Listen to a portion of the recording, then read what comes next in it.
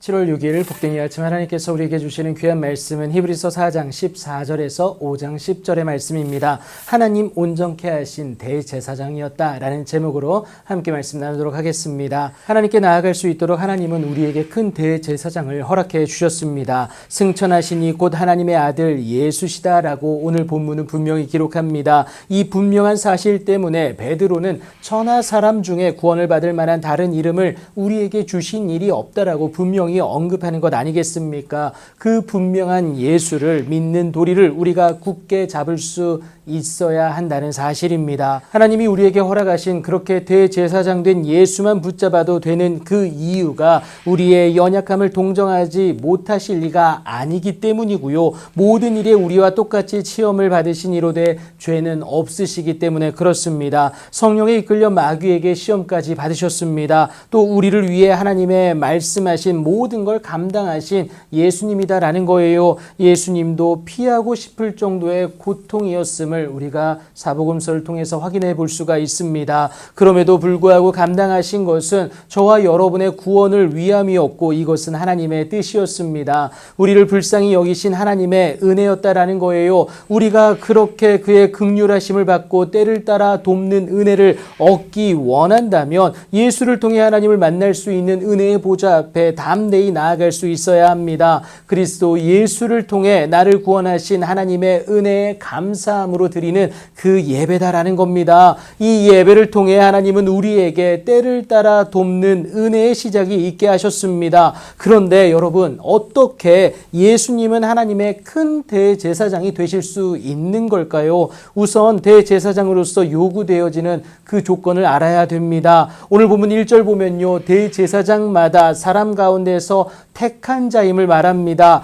그리고 4절 하반절에서 오직 아론과 같이 하나님의 부르심을 받은 자여야 한다는 것을 분명히 밝힙니다. 그러니까 사람을 대표한 대제사장이기에 사람이어야 하고요. 무엇보다 하나님으로부터 임명을 받아야 된다라는 겁니다. 하지만 대제사장 그 역시도 연약에 휩싸여 있는 미약한 존재일 뿐입니다. 그래서 대제사장일지라도 죄인된 자신을 위하여서 백성들과 마찬가지로 속죄제 드림이 마땅했습니다. 그렇게 연약한 존재였기에 대제사장이란 그 종귀는 아무도 스스로 취할 수가 없었습니다. 반드시 하나님의 임명으로만 그 직무를 감당할 수가 있었다는 사실이죠. 대제사장의 이 조건 성립을 위해 예수님은 자기를 비워 종의 형체를 가지사 사람들과 같이 되셨습니다. 하나님의 아들인 그리스도의 성육신을 말하고 있는 것 아니겠습니까? 오늘 본문 7절이 언급하는 것처럼 예수님의 그 순종하는 믿음이 하나님으로 하여금 오늘 본문 5절과 6절에서처럼 예수님을 대제사장의 직무를 감당할 자로 부르셨다라는 것을 우리가 확인할 수가 있습니다.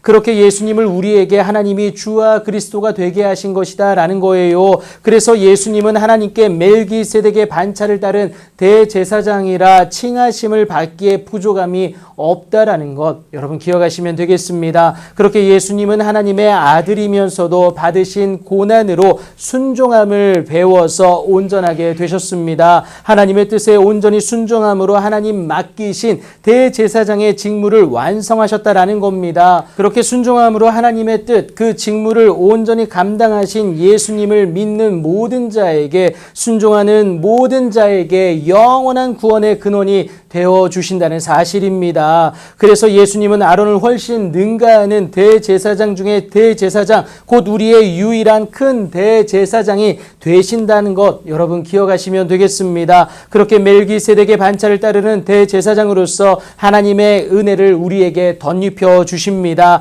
이를 위해 오늘도 우리는 그 예수를 믿어낼 수 있어야 하고요. 그 믿음에 따른 합당한 행함이 있어야 한다는 사실입니다. 그래서 오늘도 우리의 유일한 큰 대제사장 되신 예수님을 향하여 순종함으로 나아갈 수 있는 저와 여러분이 되어야 합니다. 그것이 하나님의 구원의 은혜를 덧입는 유일한 길이기 때문에 그렇죠. 그러니 오늘도 여러분 그 예수를 주와 그리스도로 고백하십시오. 최고의 고백은 순종입니다. 오늘도 우리의 유일하고도 온전한 대제사장 되신 예수님을 순종으로 고백하시어서 그의 은혜의 주인공으로 당당히 일어서시는 여러분들의 귀하고 복된 오늘이 되길 예수님의 이름으로 축복합니다.